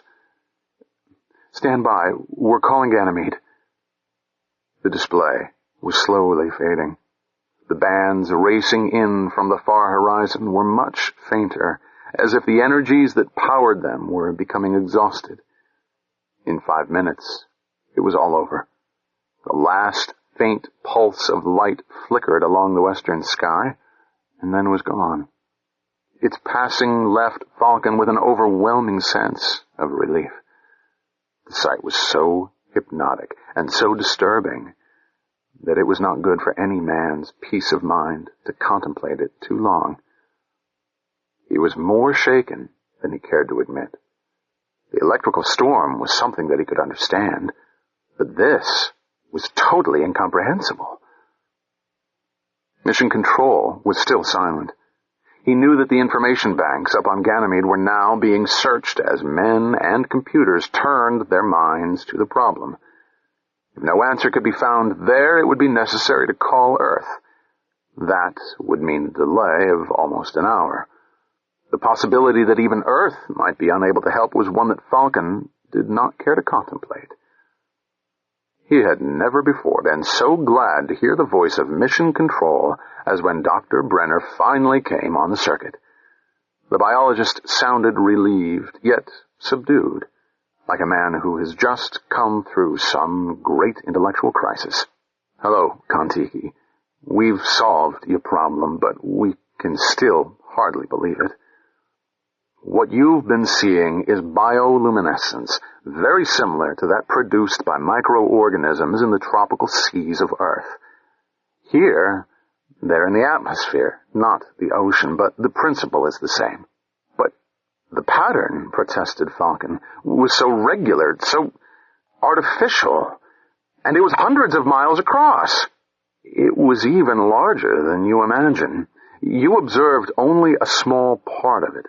The whole pattern was over 3,000 miles wide and looked like a revolving wheel. You merely saw the spokes, sweeping past you at about 0.6 of a mile a second." "A second?" Falcon could not help interjecting. "No animals could move that fast." "Of course not. Let me explain. What you saw was triggered by the shock wave from source beta, moving at the speed of sound." "But what about the pattern?" Falcon insisted. "That's the surprising part. It's a very rare phenomenon, but identical wheels of light, except that they're 1,000 times smaller, have been observed in the Persian Gulf and the Indian Ocean. Listen to this. British India Company's Patna, Persian Gulf, May 1880, 11:30 p.m. An enormous luminous wheel whirling round, the spokes of which appeared to brush the ship along. The spokes were 200 or 300 yards long. Each wheel contained about 16 spokes." And here's one from the Gulf of Omar, dated May 23, 1906. "The intensely bright luminescence approached us rapidly, shooting sharply defined light rays to the west in rapid succession, like the beam from the searchlight of a warship. To the left of us, a gigantic fiery wheel formed itself, with spokes that reached as far as one could see. The whole wheel whirled around for 2 or 3 minutes. The archive computer on Ganymede dug up about 500 cases. It would have printed out the lot if we hadn't stopped it in time. I'm convinced, but still baffled. I don't blame you. The full explanation wasn't worked out until late in the 20th century. It seems that these luminous wheels are the results of submarine earthquakes and always occur in shallow waters where the shock waves can be reflected and cause standing wave patterns. Sometimes bars, sometimes rotating wheels. The wheels of Poseidon, they've been called. The theory was finally proved by making underwater explosions and photographing the results from a satellite. No wonder sailors used to be superstitious. Who would have believed a thing like this? So that was it, Falcon told himself. When source beta blew its top, it must have sent shock waves in all directions, through the compressed gas of the lower atmosphere, through the solid body of Jupiter itself. Meeting and crisscrossing, those waves must have canceled here, reinforced there. The whole planet must have rung like a bell. Yet the explanation did not destroy the sense of wonder and awe. He would never be able to forget those flickering bands of light racing through the unattainable depths of the Jovian atmosphere. He felt that he was not merely on a strange planet, but in some magical realm between myth and reality. This was a world where absolutely anything could happen, and no man could possibly guess what the future would bring. And he still had a whole day to go. 6. Medusa. When the true dawn finally arrived, it brought a sudden change of weather. Kon-Tiki was moving through a blizzard. Waxen snowflakes were falling so thickly that visibility was reduced to 0. Falcon began to worry about the weight that might be accumulating on the envelope. Then he noticed that any flakes settling outside the windows quickly disappeared. Kon-Tiki's continual outpouring of heat was evaporating them as swiftly as they arrived. If he had been ballooning on Earth, he would also have worried about the possibility of collision. At least that was no danger here. Any Jovian mountains were several hundred miles below him. And as for the floating islands of foam, hitting them would probably be like plowing into slightly hardened soap bubbles. Nevertheless, he switched on the horizontal radar, which until now had been completely useless. Only the vertical beam giving his distance from the invisible surface had thus far been of any value. Then he had another surprise. Scattered across a huge sector of the sky ahead were dozens of large and brilliant echoes. They were completely isolated from one another and apparently hung unsupported in space. Falcon remembered a phrase the earliest aviators had used to describe one of the hazards of their profession: clouds stuffed with rocks. That was a perfect description of what seemed to lie in the track of Kon-Tiki. It was a disconcerting sight. Then Falcon again reminded himself that nothing really solid could possibly hover in this atmosphere. Perhaps it was some strange meteorological phenomenon. In any case, the nearest echo was about 125 miles. He reported to Mission Control, which could provide no explanation, but it gave the welcome news that he would be clear of the blizzard in another 30 minutes. It did not warn him, however, of the violent crosswind that abruptly grabbed Kon-Tiki and swept it almost at right angles to its previous track. Falcon needed all his skill and the maximum use of what little control he had over his ungainly vehicle to prevent it from being capsized. Within minutes he was racing northward at over 300 miles an hour. Then, as suddenly as it had started, the turbulence ceased. He was still moving at high speed, but in smooth air. He wondered if he had been caught in the Jovian equivalent of a jet stream. The snowstorm dissolved, and he saw what Jupiter had been preparing for him. Kon-Tiki had entered the funnel of a gigantic whirlpool, some 600 miles across. The balloon was being swept along a curving wall of cloud. Overhead the sun was shining in a clear sky, but far beneath, this great hole in the atmosphere drilled down to unknown depths until it reached a misty floor where lightning flickered almost continuously. Though the vessel was being dragged downward so slowly that it was in no immediate danger, Falcon increased the flow of heat into the envelope until Kon-Tiki hovered at a constant altitude.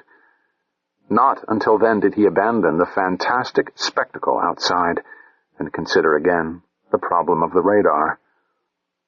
The nearest echo was now only about 25 miles away. All of them, he quickly realized, were distributed along the wall of the vortex and were moving with it, apparently caught in the whirlpool like Kon-Tiki itself. He aimed the telescope along the radar bearing and found himself looking at a curious mottled cloud that almost filled the field of view. It was not easy to see, being only a little darker than the whirling wall of mist that formed its background. Not until he had been staring for several minutes did Falcon realize that he had met it once before.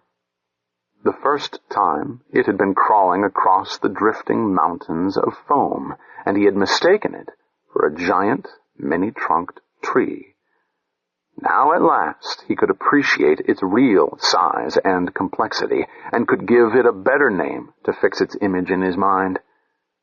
It did not resemble a tree at all, but a jellyfish, a Medusa, such as might be met trailing its tentacles as it drifted along the warm eddies of the Gulf Stream. This Medusa was more than a mile across, and its scores of dangling tentacles were hundreds of feet long.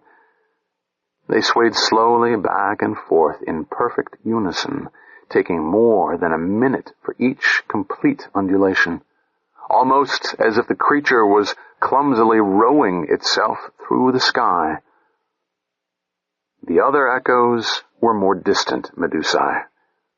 Falcon focused the telescope on half a dozen and could see no variations in shape or size.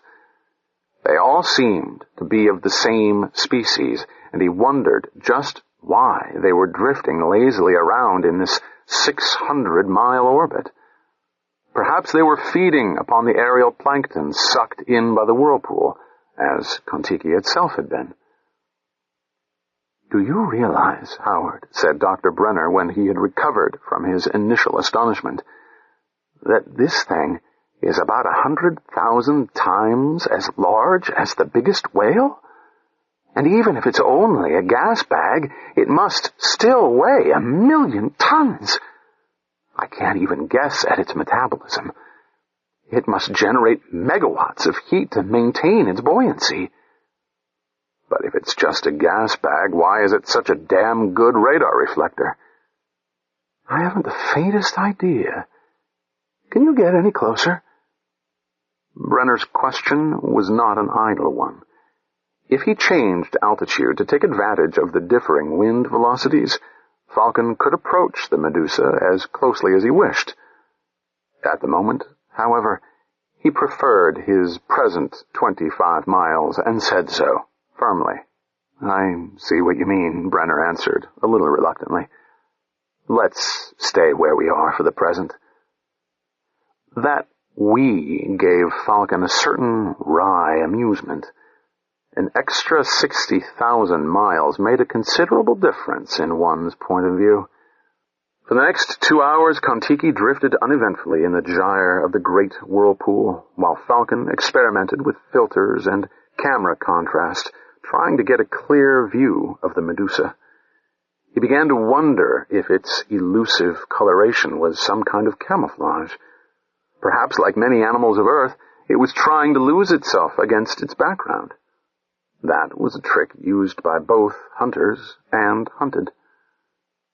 In which category was the Medusa? That was a question he could hardly expect to have answered in the short time that was left to him. Yet just before noon, without the slightest warning, the answer came. Like a squadron of antique jet fighters, 5 mantas came sweeping through the wall of mist that formed the funnel of the vortex. They were flying in a V formation directly toward the pallid gray cloud of the Medusa, and there was no doubt in Falcon's mind that they were on the attack. He had been quite wrong to assume that they were harmless vegetarians. Yet everything happened at such a leisurely pace that it was like watching a slow-motion film. The mantas undulated along at perhaps 30 miles an hour. It seemed ages before they reached the Medusa, which continued to paddle imperturbably along at an even slower speed. Huge though they were, the mantas looked tiny beside the monster they were approaching. When they flapped down on its back, they appeared about as large as birds landing on a whale. Could the Medusa defend itself? Falcon wondered. He did not see how the attacking mantas could be in danger as long as they avoided those huge, clumsy tentacles. And perhaps their host was not even aware of them. They could be insignificant parasites, tolerated as are fleas upon a dog. But now it was obvious that the Medusa was in distress.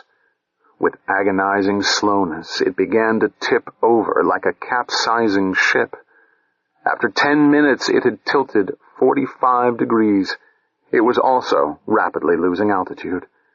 It was impossible not to feel a sense of pity for the beleaguered monster, and to Falcon the sight brought bitter memories. In a grotesque way, the fall of the Medusa was almost a parody of the dying queen's last moments. Yet he knew that his sympathies were on the wrong side.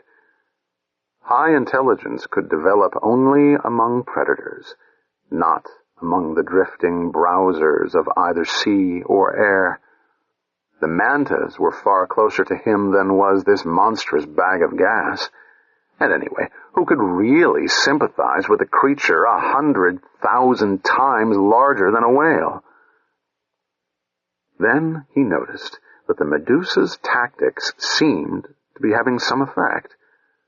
The mantas had been disturbed by its slow roll and were flapping heavily away from its back, like gorged vultures interrupted at mealtime. But they did not move very far, continuing to hover a few yards from the still capsizing monster. There was a sudden, blinding flash of light, synchronized with a crash of static over the radio.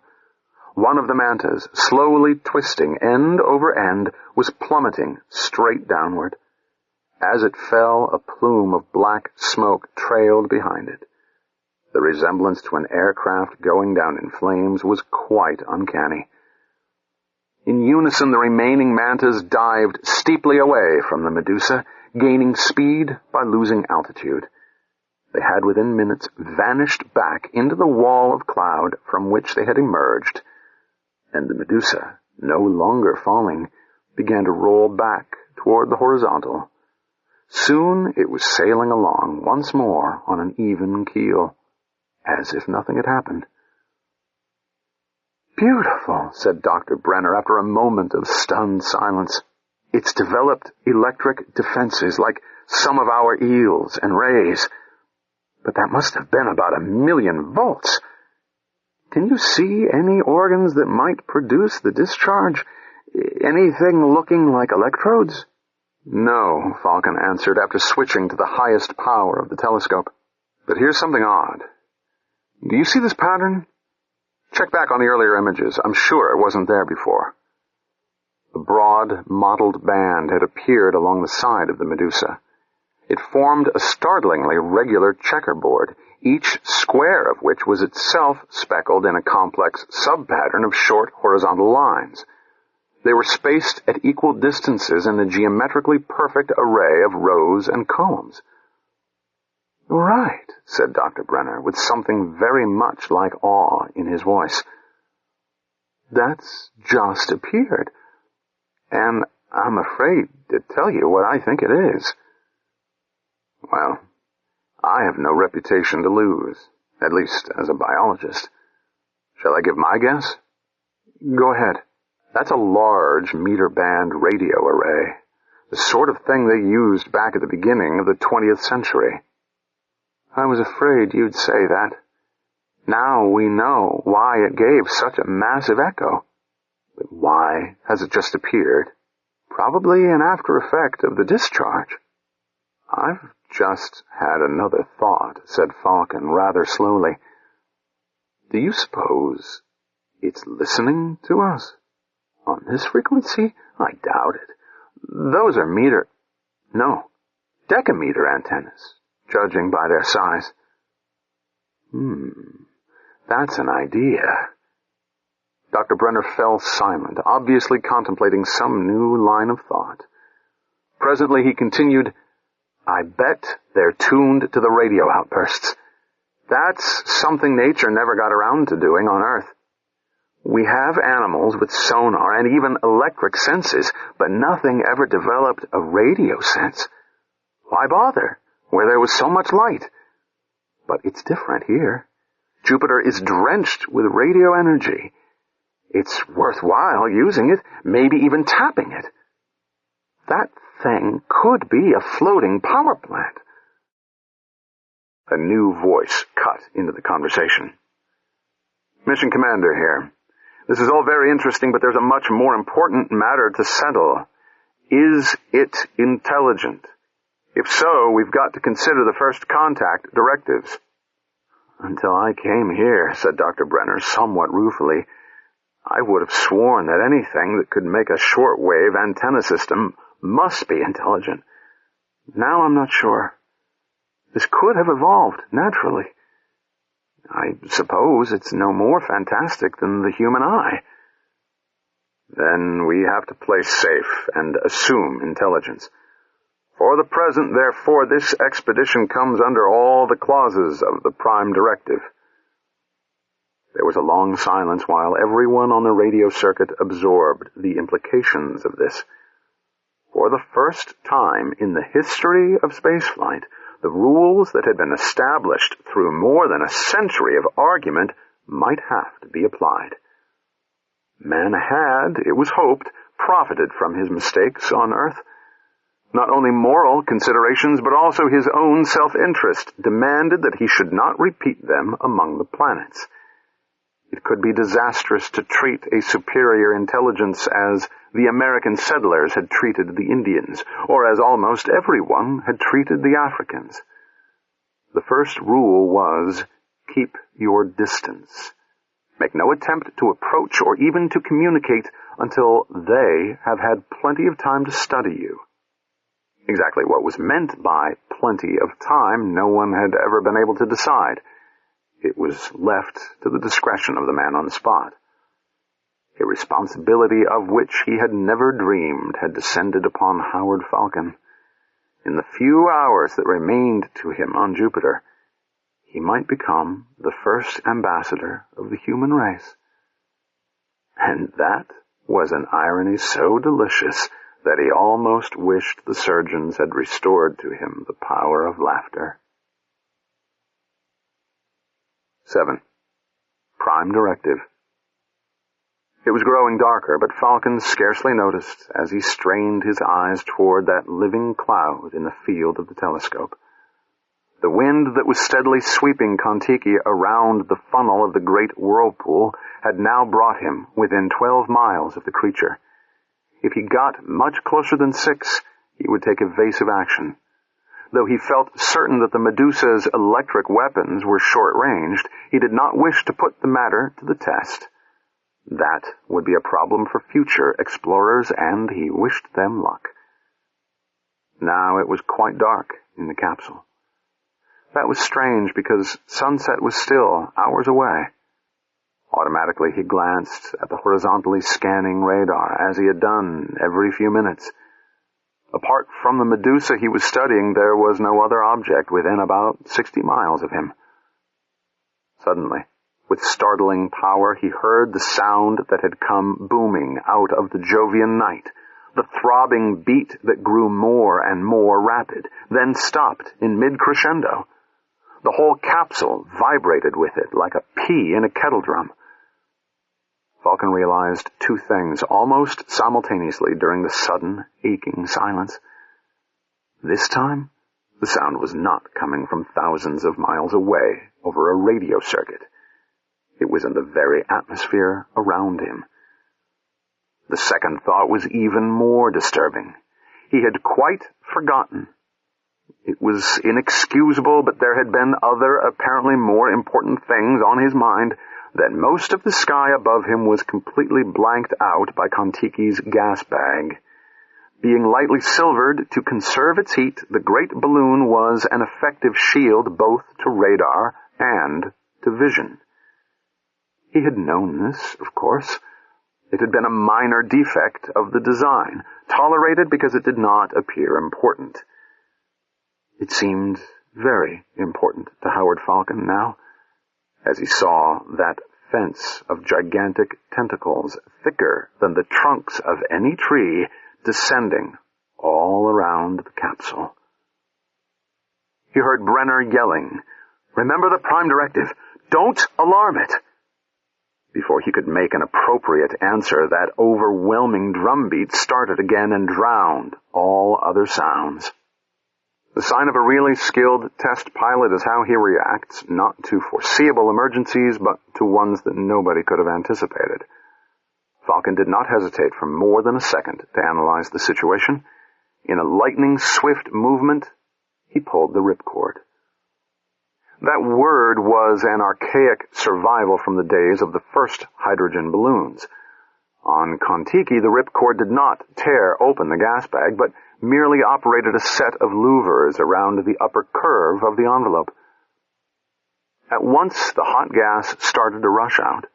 Kon-Tiki, deprived of her lift, began to fall swiftly in this gravity field 2.5 times as strong as Earth's. Falcon had a momentary glimpse of great tentacles whipping upward and away. He had just time to note that they were studded with large bladders or sacs, presumably to give them buoyancy, and that they ended in multitudes of thin feelers like the roots of a plant. He half expected a bolt of lightning, But nothing happened. His precipitous rate of descent was slackening as the atmosphere thickened and the deflated envelope acted as a parachute.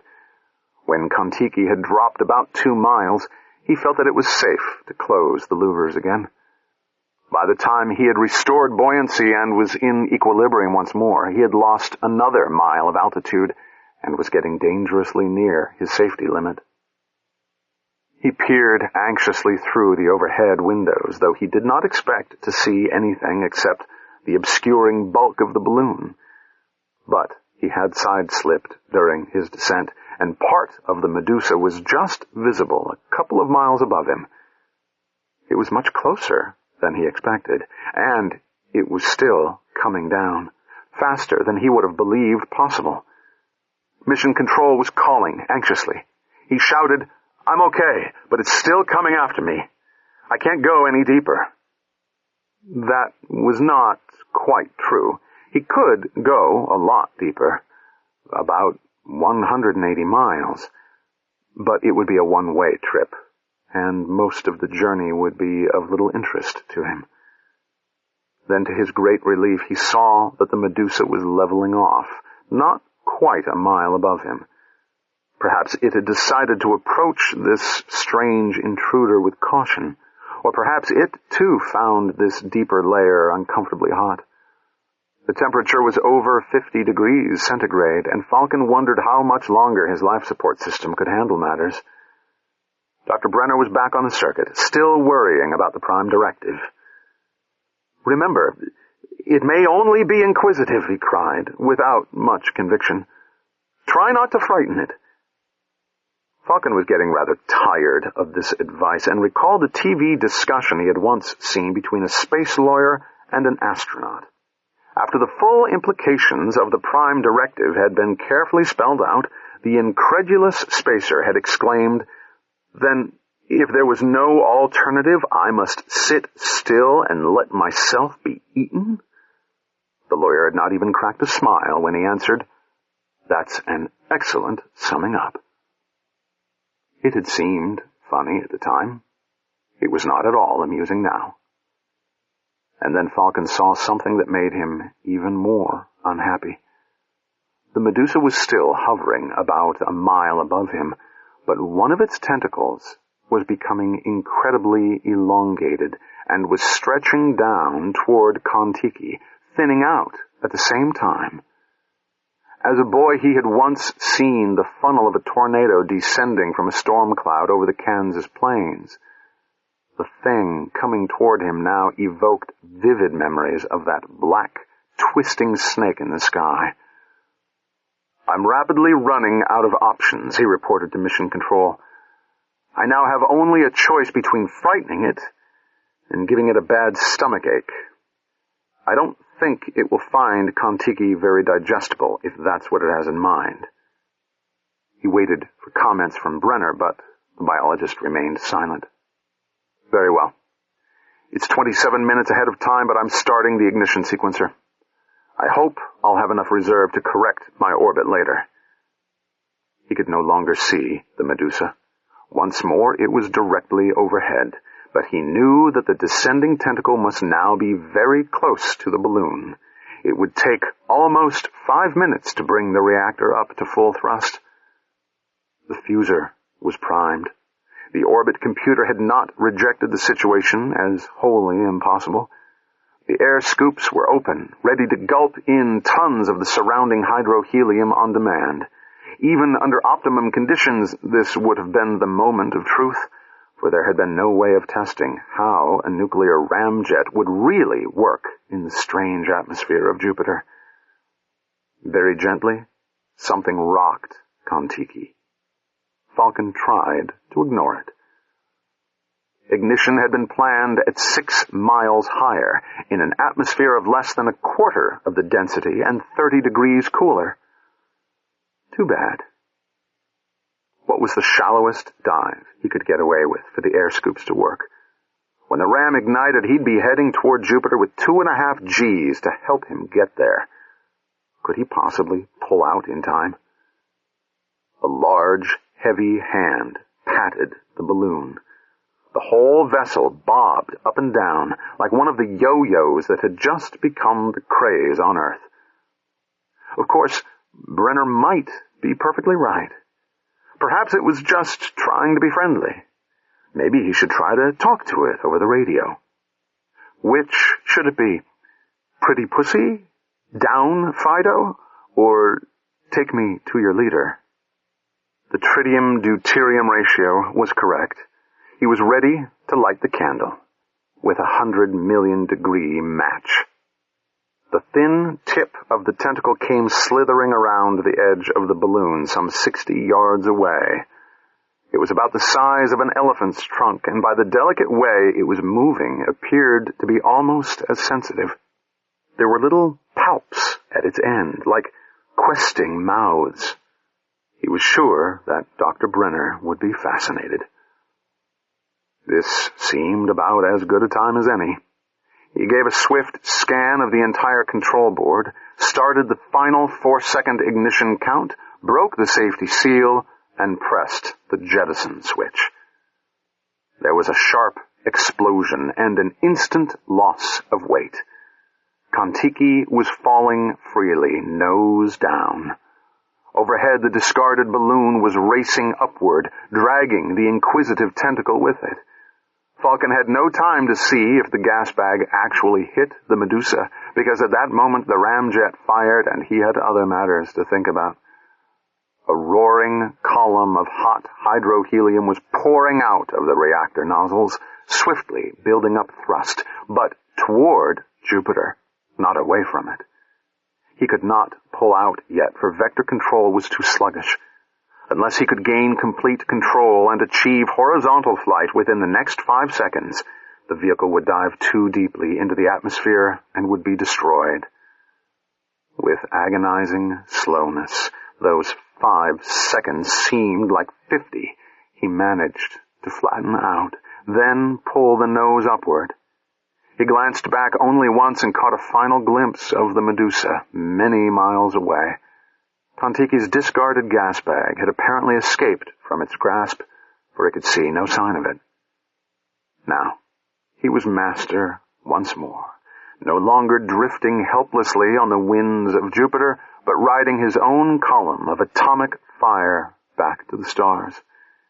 He was confident that the ramjet would steadily give him velocity and altitude until he had reached near orbital speed at the fringes of the atmosphere. Then, with a brief burst of pure rocket power, he would regain the freedom of space. Halfway to orbit, he looked south and saw the tremendous enigma of the great red spot, that floating island twice the size of Earth, coming up over the horizon. He stared into its mysterious beauty until the computer warned him that conversion to rocket thrust was only 60 seconds ahead. He tore his gaze reluctantly away. "Some other time," he murmured. "What's that?" said Mission Control. "What did you say?" "It doesn't matter," he replied. 8. Between Two Worlds. "You're a hero now, Howard," said Webster. "Not just a celebrity. You've given them something to think about, injected some excitement into their lives.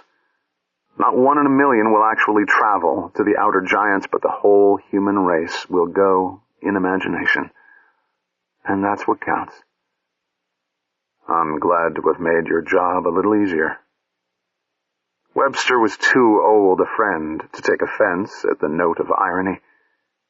Yet it surprised him.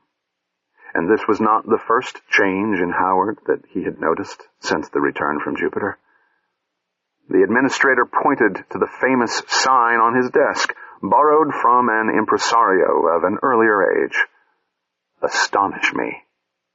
I'm not ashamed of my job. New knowledge, new resources. They're all very well. But men also need novelty and excitement. Space travel has become routine. You've made it a great adventure once more. It will be a long, long time before we get Jupiter pigeonholed, and maybe longer still before we understand those Medusae. I still think that one knew where your blind spot was. Anyway, have you decided on your next move? Saturn, Uranus, Neptune, you name it. I don't know. I've thought about Saturn, but I'm not really needed there. It's only one gravity, not 2.5, like Jupiter. So men can handle it. Men, thought Webster. He said, men. He's never done that before.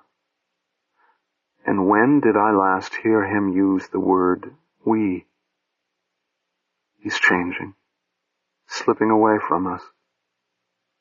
Well, he said aloud, rising from his chair to conceal his slight uneasiness, let's get the conference started. The cameras are all set up and everyone's waiting. You'll meet a lot of old friends. He stressed the last word, but Howard showed no response. The leathery mask of his face was becoming more and more difficult to read. Instead, he rolled back from the administrator's desk, unlocked his undercarriage so that it no longer formed a chair, and rose on his hydraulics to his full 7 feet of height. It had been good psychology on the part of the surgeons to give him that extra 12 inches, to compensate somewhat for all that he had lost when the Queen had crashed. Falcon waited until Webster had opened the door, then pivoted neatly on his balloon tires and headed for it at a smooth and silent 20 miles an hour. The display of speed and precision was not flaunted arrogantly. Rather, it had become quite unconscious. Howard Falcon, who had once been a man and could still pass for one over a voice circuit, felt a calm sense of achievement, and for the first time in years, something like peace of mind. Since his return from Jupiter, the nightmares had ceased. He had found his role at last. He now knew why he had dreamed about that super chimp aboard the doomed Queen Elizabeth. Neither man nor beast. It was between two worlds. And so was he. He alone could travel unprotected on the lunar surface. The life support system inside the metal cylinder that had replaced his fragile body functioned equally well in space or underwater. Gravity fields 10 times that of Earth were an inconvenience, but nothing more. And no gravity was best of all. The human race was becoming more remote, the ties of kinship more tenuous. Perhaps these air-breathing, radiation-sensitive bundles of unstable carbon compounds had no right beyond the atmosphere. They should stick to their natural homes. Earth, Moon, Mars. Someday, the real masters of space would be machines, not men. And he was neither. Already conscious of his destiny, he took a somber pride in his unique loneliness. The first immortal midway between two orders of creation. He would, after all, be an ambassador between the old and the new, between the creatures of carbon and the creatures of metal, who must one day supersede them. Both would have need of him in the troubled centuries that lay ahead.